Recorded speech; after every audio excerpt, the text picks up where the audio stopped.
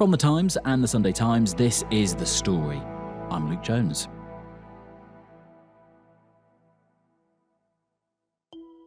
You probably don't need reminding how much of a mess our prisons are at the moment. When they're not being accidentally released, our prisons are full of inmates. They're short of staff. They're in a physical state of disrepair. And so much so, the Commons Justice Committee says all of this is having a, quote, profound impact on the ability of prisons to deliver rehabilitation. In England and Wales, a third of prisoners go on to reoffend once they're released. How, then, do we get that number down? I knew when I came out of prison where I wanted to go, but I didn't know how I was going to get there.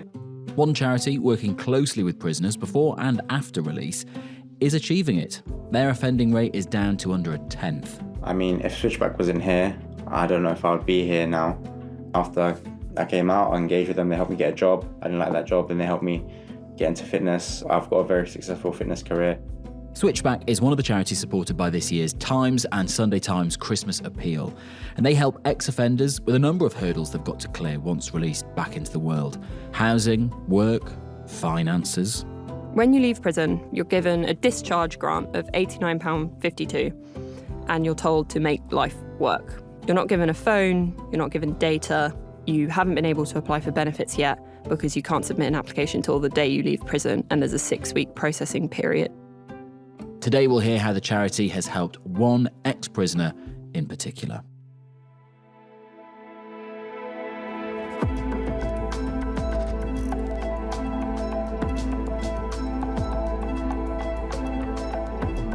The story today: how Hamza got his life back.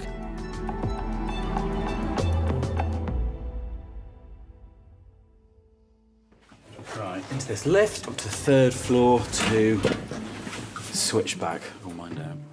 I am here to meet a 29-year-old Londoner who spent nearly 16 months in prison.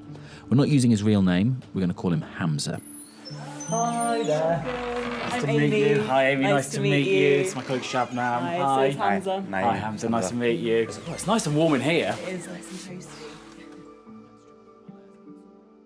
Can you... Well, actually, I'll go to the trickiest bit. What was it that you did that ended you up in prison?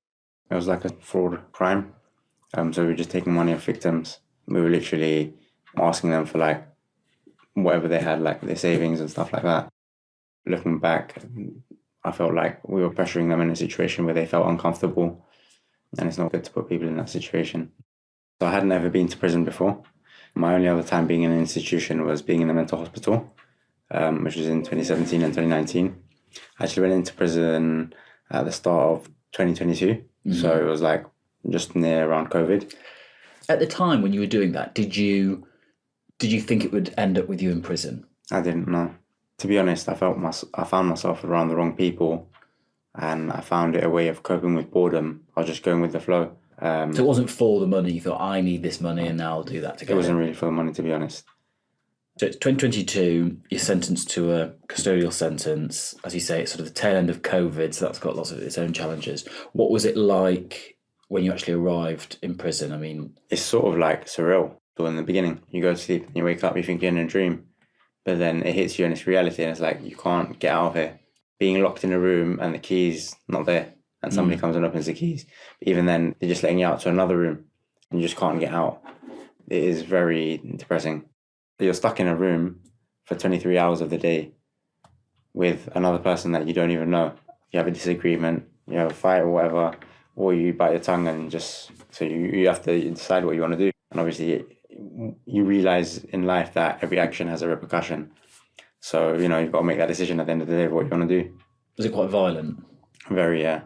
To what extent? The first prison I was in was less violent, but I went to a second young offenders, and you literally see people getting stabbed up, like blood on the floor, like people coming out with knives and weapons, and you wonder where they get these from, like in front of like officers and stuff. Officers are jumping in front and 3 people are coming, removing the officer and then beating the guy up. It's insane. What was it like for you having to deal with all of that? You mentioned that you'd previously had sort of mental health issues to the extent that you'd been hospitalised for it. I mean, it must have been really challenging dealing with that, seeing all of that. Yeah, it was very hard, and I feel like probably like 18 to 90% of people inside prison come out with mental health issues, but they're just not diagnosed or they haven't recognized them. What we have to build up inside there is a guard. Now we have this guard up where we become numb to certain situations and emotions. So when we come out, we're now numb, we're always grumpy, we've got a solid face on, and we don't let our guard drop because that's weakness to us. And we don't want to be exposed. So that's why you see a lot of guys that come out of prison, they're very grumpy, they're screwed up, they got their guard up, they never drop their guard, and they don't want to open up because they don't know who to trust or who they can trust. Like, I first opened up when Switchback approached me. I felt like I could open up. And then I started expressing myself, and then I thought, you know what, this is really good, let me try other things. And that was just a person within the prison who'd be there to say, hello, do you want to chat? So Switchback is like a charity outside of the prison. So they send somebody inside the prison to speak to prisoners, and they approached me. And then I asked what they did. I was a bit like, okay, what is this? They said, okay, we can help you with work and stuff like that. Like, I knew when I came out of prison where I wanted to go, but I didn't know how I was going to get there. So I said, okay, yeah, let me speak to them. And then after I came out, I engaged with them. They helped me get a job. I didn't like that job. Then they helped me get into fitness. Fitness has played a huge part into me being successful in my life now. And I feel like it builds discipline and habits. And to get there, you have to do those things. And then you understand that you can put that into other parts of your life. And I've got a very successful fitness career. Now I focus more on online. So that's going well now as well. But hang on, take me back. So you're in prison, and someone from Switchback is there to talk to you. What were the kind of things they were doing with you, like activities or topics of conversation? What kind? So like the first couple of times we sat down, they were just asking me about like my past, what I've done, how they can help me. I think probably about 3-4 sessions in, when I started to speak about myself, and then I realized how much I had put myself through, past traumas that I'd been in, situations that I'd been in. And then that's when like I just had a breakdown, like there in that moment. And then it's like being able to share that with somebody, I felt such a huge weight off my shoulder, and being able to have that there, it just shifted me completely. And without them, I wouldn't have been able to get that weight off my shoulders. I would have been carrying it, and that can lead to other health issues, bad eating, stress, heart attacks, all these sort of things. And that's something Switchback gave me.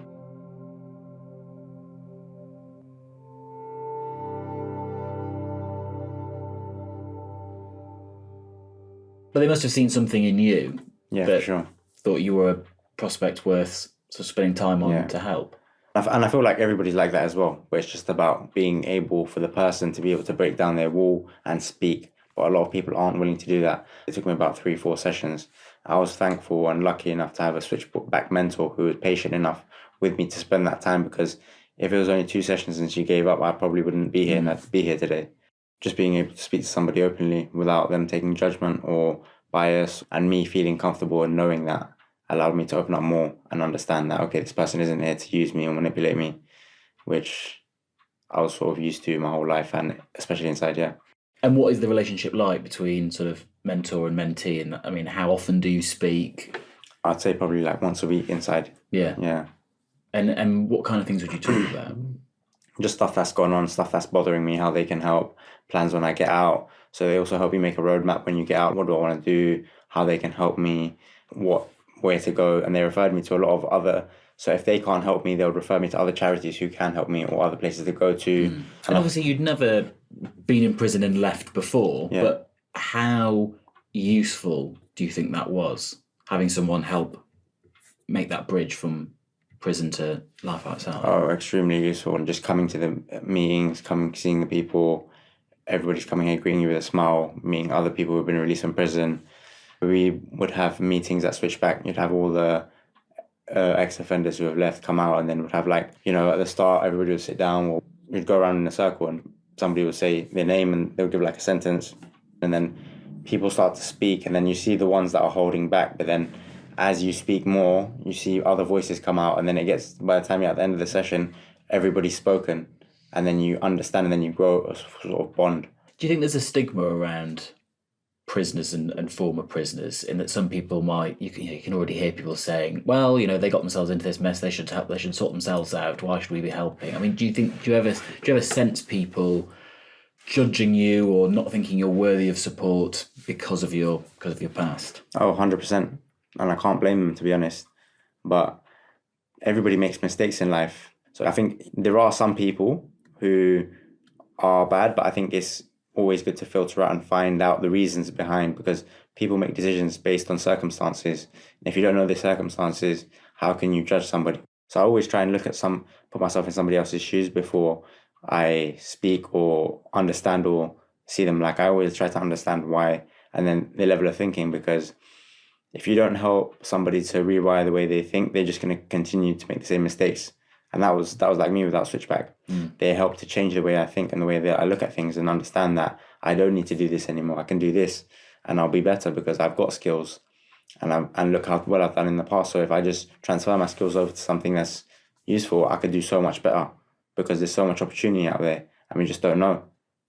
One of the things we've been interested in is the financial side of this, and the difficulty if you're a former prisoner, especially one who's been sent down for fraud, in actually getting set up financially once you leave prison. How much of a struggle was that for you? Oh, it's extremely difficult. When you leave prison, you're given probably £100 at the gate, and that's supposed to last you till you get your next money. So if you come out to nothing, and that £100 goes within a couple of days or whatever, cost of living now is ridiculous. What do you think they're going to do for money? I mean, you go to the job centre, but where are they going to put the money? If you don't have a bank account, they're not going to hand you cash, are they? No. If you don't have ID, how are you going to collect your money? All you've got is some letters from prison showing who you are. There's no accessibility to funds, finances, and even if you go and try and apply for housing, you won't get something straight away. And then even if you do get something, and you're lucky to get something straight away, where do you get the money to feed yourself? And it's like even opening a bank account. I mean, without ID, then you go to a bank, then they start looking at you. Oh, okay, you came out of prison. They don't want to give you an account. It's very, very difficult, extremely difficult. Hamza was telling us a moment ago about the financial difficulties that face prisoners when they're released, especially if you've been done for something like fraud. You can maybe see why a bank might be wary of you. One of our political reporters, Daisy Eastlake, has been looking into this problem. Currently, there's a misconception, I think, in Britain that when people leave prison, life is all easy. When in reality, it's really, really hard to put your life back on track if you've been disconnected from the world for years. When you leave prison, you're given a discharge grant of £89.52, and you're told to make life work, essentially. You're given temporary accommodation for something like 80 days. You're not given a phone, you're not given data, you haven't been able to apply for benefits yet because you can't submit an application until the day you leave prison, and there's a 6-week processing period, which is fine if you're being made redundant or losing your job or something like that, because you're often given time to plan, but you can't submit the forms whilst you're in prison, so you can't get access to extra money on top of that £89.52 until you've been out of prison for 6 weeks in the first place. You often can't get credit, either because you don't have a bank account, sometimes a credit history, but also your bank account was probably closed in connection with things like fraud, because the banks are really, really worried about fraud because they can face fines from the Financial Conduct Authority. So they close bank accounts they think are connected with fraud, and that impacts a lot of prisoners. So you'll fail any credit checks, which means you couldn't get a smartphone on a monthly contract because that's credit. You couldn't get car insurance because that's credit. You can't borrow money to get anything, and you can't get money because you don't have a bank account. Yeah, you can imagine why there might need to be extra checks before someone who's just being released from prison opens a bank account. Yeah. But would you not have a bank account before you went in? So some people do have a bank account before they go into prison, yes, but often they're closed. Because they've been given a custodial sentence? Yeah, and also loads of people that go into prison, have connection to fraud. That's why the banks are so cautious about it, because, even if it wasn't actually them who was the criminal who was doing the fraud, often if they're connected to a gang, their bank account will be taken over and used by other people that they knew in these kinds of circles, or perhaps it's, something to do with their registered address. One of the people at Switchback that I was speaking to told me a story of how sometimes you might get put into a bail accommodation or a temporary accommodation, that somebody else who's living in the bail accommodation is money laundering or committing fraud or something like that. And then the bank will close your bank account because you live in the same address as convicted fraud. So there's a whole load of hurdles. And actually, if you are going to get a job, try and find somewhere to live, I mean, ID and a bank account are fundamental. Exactly. And if you don't have a permanent address, it's really hard to then register. 46% of trainees who go through Switchback leave prison with no bank account, 25% with no ID. Loads of prisoners actually don't have any family or don't have any contact with family or their children, so they have nobody to turn to for years. And so when you come out and you haven't got stability, kind of like you would have in prison, you know, it makes you feel like society's forgotten about you, but also like going back to prison might not actually be all that bad. And it really disincentivizes rehabilitation when you put prisoners out of prison into this kind of circumstance. So that sounds like quite a big hurdle. What are Switchback trying to do to help people clear it when they come out? So aside from the immediate stuff that they do, their mentors offer a whole array of help. And sometimes immediately this can include giving their trainees small amounts of money, gift cards, topping up their oyster so that they can actually get to their probation appointments whilst they do all the paperwork. And their mentors work with the trainees to talk to probation officers, to housing companies, to all of these people about sorting out their trainees' lives after prison. But one of the other things the charity is doing as a whole is trying to encourage more and more banks to be less risk-averse when it comes to prisoners, to give people a second chance, because that's mainly the problem, is that because the banks are fined if an account is connected to fraud, which is where you get into so many problems with prisoners. And are banks looking like they might help with that? So Switchback is trying to open up some of these conversations with high street banks, accessible banks for people who've left prison, to kind of make the case for why they shouldn't just shut bank accounts because of risk. They're trying to put across that argument that if you don't have a bank account, if it's closed and you're not given a reason, not only does it, you know, really negatively impact your chance of being able to put your life back on track, but it also it's going to disincentivize somebody who's left prison to put the effort into, you know, really work on their life, because you feel like everything is turning against you. And that's why I know that when Switchback is making this case to high street banks, they have an experts by experience panel, which is some of their trainees who have gone through the process, who've been there for years, who've worked with the charity and really turned their lives around. They sit on the board and they influence lots of these conversations to say, look, it's not all bad. You actually can really do some good by letting people access these bank accounts. What else does Switchback think should change in terms of how we deal with prisoners when they leave? I think that Switchback's whole ethos or whole outlook on how society should treat prisoners is not about giving them preferential treatment, but by putting them on the same treatment as everybody else. So Switchback is kind of pushing for, you know, people to be given basic equipment like a basic smartphone, like a topped-up SIM card or a rolling contract, a travel card for a month, for example, because so many of the people that end up going back to prison are recalled for breaking their licence conditions, not for committing another offence. And missing your probation appointment or being late or getting home at the wrong curfew time, or, you know, there's a whole load of reasons why you can break your bail conditions. And some of those things would be made a lot more preventable if prisoners were given the kind of tools that you and I have every single day and take for granted.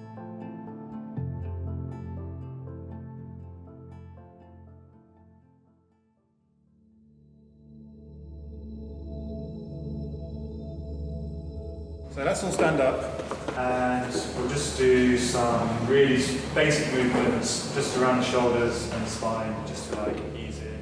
And then Since he was released, Hamza has been attending yoga and breathwork sessions run by Switchback.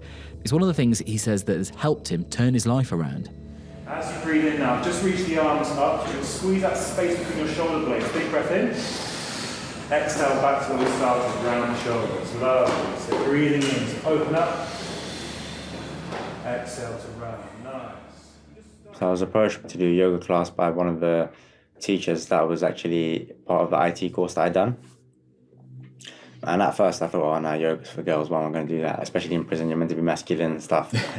And then he kept saying, oh, just come. And then I spoke to a couple of mates and they're like, nah, let's not go, don't go, man. What's he going to think of you? And then I said, you know what, I'm just going to go. And then I just went.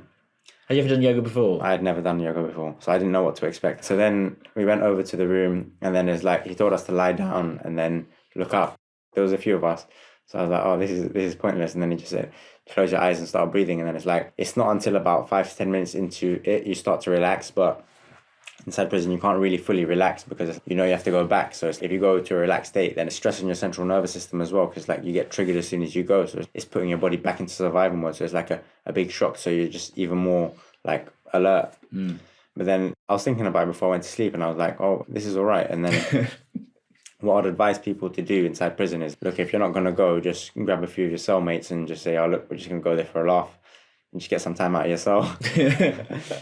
What was the use of that? And then how did that go from there? I mean, did you go back? Did you do other things like that? Yeah, to be honest, like I felt like more than going to do the yoga, I felt more inclined to the person who invited me, and that's why I went.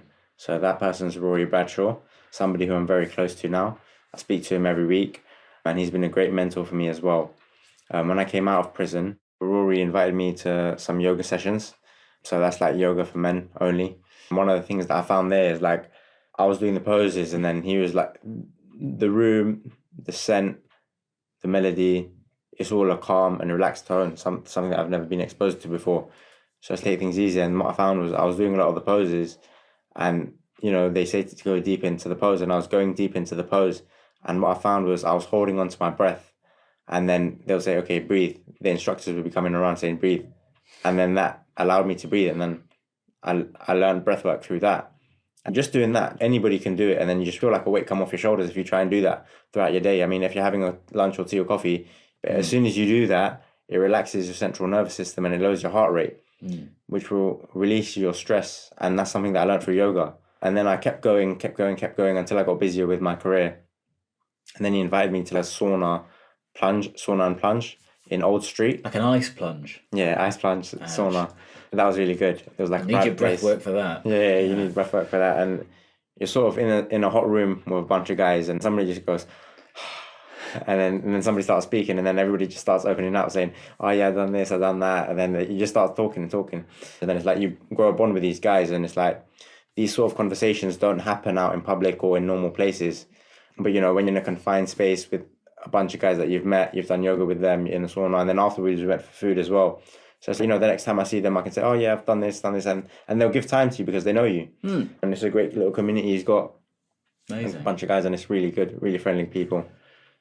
What would you say to somebody listening to all of this and listening to the work of Switchback and wondering whether to support them about what it has done for your life and I guess for other people's lives as well? Yeah.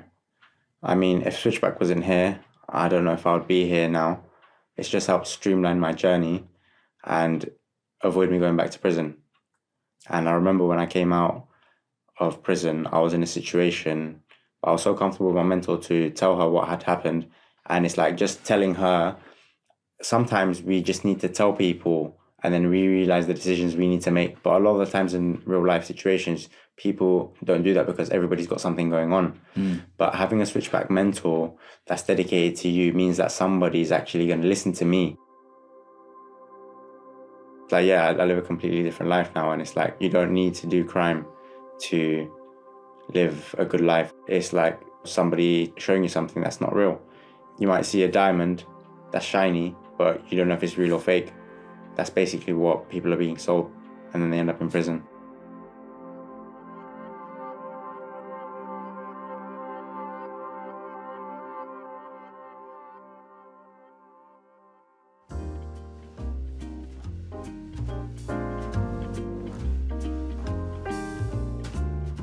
That was Hamza, a former prisoner who has been a beneficiary of Switchback's mentoring and support. And earlier we heard from Daisy Eastlake, who's a political reporter for The Times. If you're interested in supporting Switchback or any of the other charities The Times and the Sunday Times are championing this Christmas, you can find more details online. Go to times.ctdonate.org. That is it from us. This episode was produced by Shabnam Gruel. The executive producer was Edward Drummond, and sound design and theme composition were by Mauro Lassetto. I'm Luke Jones. Thanks for listening, and have a Merry Christmas.